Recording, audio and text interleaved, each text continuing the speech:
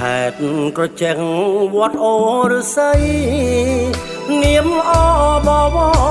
ពេលក្រៃឧត្តមប្រពៃទឹកដីថ្លៃថ្លាវេលកគង្គាអារាមសាសនាគឺជាគ្រូភួងរតនាចៅអធិការវត្តអូរឹងស័យស្នាដៃកសាងស្អាតស្អាងរចនាបេតុងដំបូលសាលាលំអសួនច្បារបុប្ផារីថ្មីបរិស័ទសាមគ្គីមូលមីប្រុកស្រីព្រះសង្ឃត្រត្រង់វិន័យស្រែបនថ្លៃជាសាវកពុទ្ធជាប់ចិត្តសោភ័ណ្ឌវត្តគុណមិន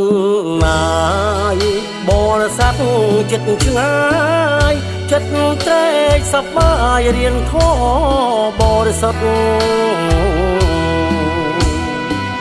រួមក្រឹតតំណាងផ្ោះតាងមុខមុតប្រៀបសដោយធម៌ល្អផុតសន្តិភាពវិមុតស្ងប់ចិនដាបរិស័ទស្លៀកសកាន់ធរស្អាតស្អាងទៀនសិលភាវនីខំសាងធរសុខតំណាងលះតួតនហាបរិស័ទទាំង4បូជាជ្រះថ្លា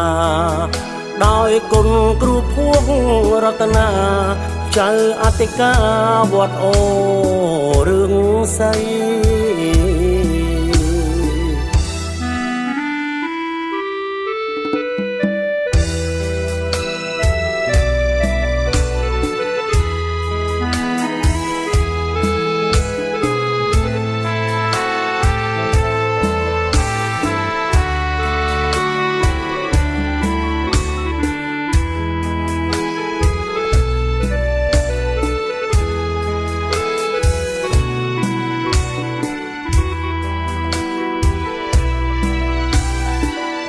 ជាប់ចិត្តសោភ័ណ្ឌវត្តគុណមិន